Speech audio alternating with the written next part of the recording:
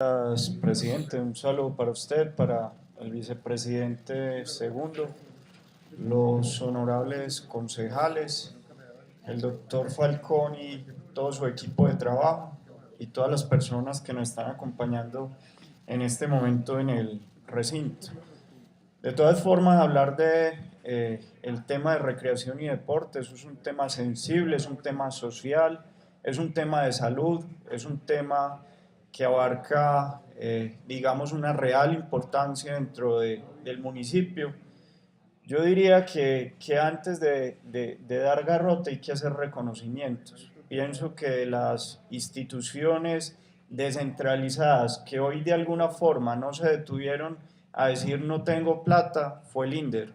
De las que más hizo alguna forma de buscar los recursos por fuera y de conseguir los recursos por fuera fue el INDER, y en ese sentido hay que hacerle un reconocimiento a ese equipo de trabajo. Indiscutiblemente, acá se ha hablado en algunos momentos, y no quiero con esto simplemente justificar algo que se ha venido dando, pero cuando falta presencia del Estado, los particulares a veces asumen algunas funciones de ese Estado. ¿A qué me refiero? Ante el abandono en años anteriores de algunas comunidades en algunas prácticas deportivas, algunos particulares asumieron esa función. Hoy que tenemos un instituto más fortalecido, hoy tenemos que entrar a reevaluar esa situación. Indiscutiblemente los escenarios y los deportes y la recreación en manos de particulares no pueden estar. Debe ser el Estado, y veo que el INDER está en una intención muy clara y muy seria de construir un plan decenal. Dentro de ese plan decenal debe quedar claramente establecida cuáles son las estrategias que se van a desarrollar durante los próximos 10 años, y la recuperación y la prestación de esos servicios en lo deportivo debe ser exclusivamente de lo público. Una pista de patinaje no puede estar en manos de particulares, una cancha de fútbol no puede estar en manos de particulares, una piscina no puede estar en manos de particulares. La teoría aquella de que el Estado no es capaz de asumir los costos y no es capaz de darle un buen manejo a las cosas, yo con esa teoría ni comulgo ni la comparto. Pienso que el Estado es capaz de hacer bien la administración desde que haya buenos administradores al frente. Entonces, en ese sentido, ¿es un debate que se debe dar? Sí. ¿El municipio debe recuperar escenarios? Sí. E inclusive hay algo que nos obliga a que recuperemos esos escenarios. El plan de ordenamiento territorial que se aprobó hace poco trae dentro de su articulado artículos que hablan claramente de la recuperación de los espacios y de los escenarios públicos, donde no hay acceso. Ejemplo, algunos parques que están en manos de algunas unidades cerradas, que están totalmente cerrados y no tienen un acceso al público. Eso hay que recuperarlo. O se vende o se recupera. Y si se vende, hay que generar ese mismo espacio en otra parte. Entonces, en ese sentido, yo pienso que ese debate sí lo debemos de dar.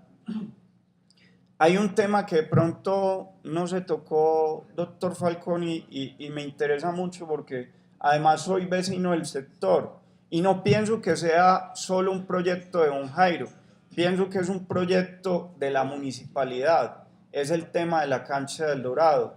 Por ahí sabemos que hay una importante financiación por parte de la gobernación.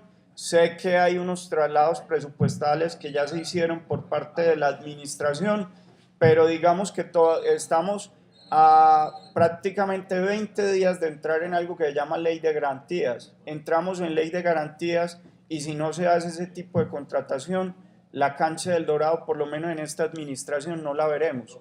Los recursos del departamento, si no se aprovechan ahorita, posiblemente llegue otra administración que no esté de acuerdo con hacer esa cofinanciación y esos recursos se perderán. Yo sí quiero saber cuál es la realidad de hoy, porque es muy maluco compararse, pero un municipio tan chiquito como Sabaneta ya va para la tercera cancha sintética. Nosotros no tenemos ni la primera para la práctica del fútbol. ¿Tenemos un buen estadio? Sí. ¿Que se reformó ahorita el estadio? Sí, pero nos faltan esos escenarios que por lo menos brinden otro tipo de comodidades. La gente del Dorado lleva muchos años en época de verano soportando ese polvero que se forma en esa cancha. Y no solo el Dorado, tenemos que pensar a futuro en la de arriba de San Rafael y los otros escenarios, La Paz y demás escenarios que hoy en día están en un material que es la arenilla. Me fascina el fútbol, me encanta el fútbol, pero uno ir a jugar en ese tipo de cancha, eso es deporte de alto riesgo. Sale uno raspado hasta las rodillas, como está diciendo don Arturo. Y en ese sentido pienso que eso dentro de ese plan decenal y como propósito de intensificar el deporte debe estar ahí metido también.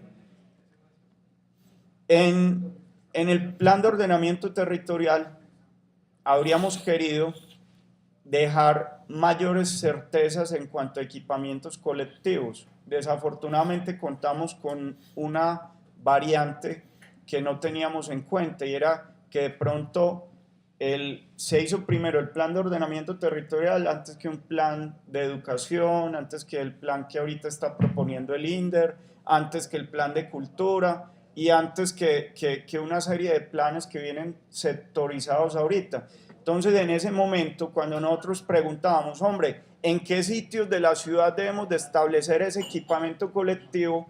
Nos decían, hombre, no tenemos la forma de saber dónde se necesita ese equipamiento colectivo.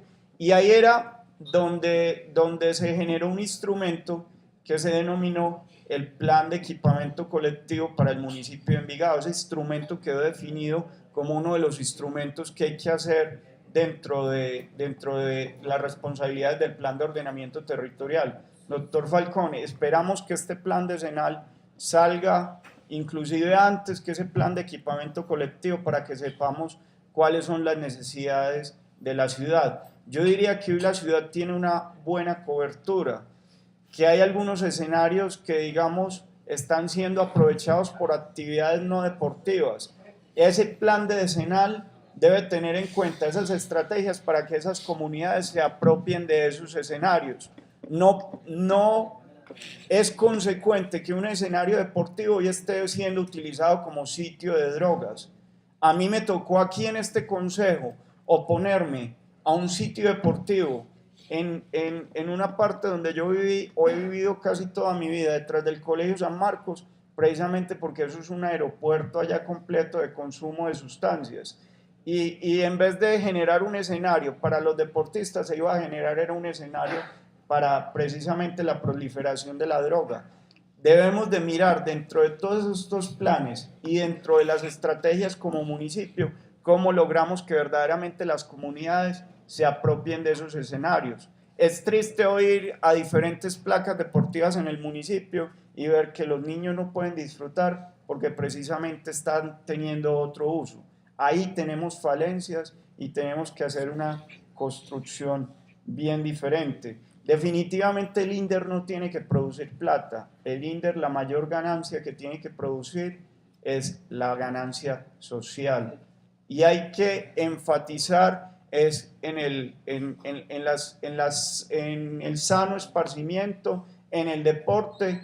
Me agrada bastante ver ese gimnasio comunitario que hicieron en Uribe Ángel, me parece una idea bastante interesante. Los mismos muchachos están cuidando ese espacio, esperamos que ese tipo de espacios se generen en otras zonas de la ciudad y esperamos que su buena gestión al frente del INDER nos traiga más resultados positivos. Doctor Falcón, muchas gracias, presidente, por el uso de la palabra. Bien, honorable concejal, tiene la palabra el vicepresidente segundo, honorable concejal Jairo Santamaría.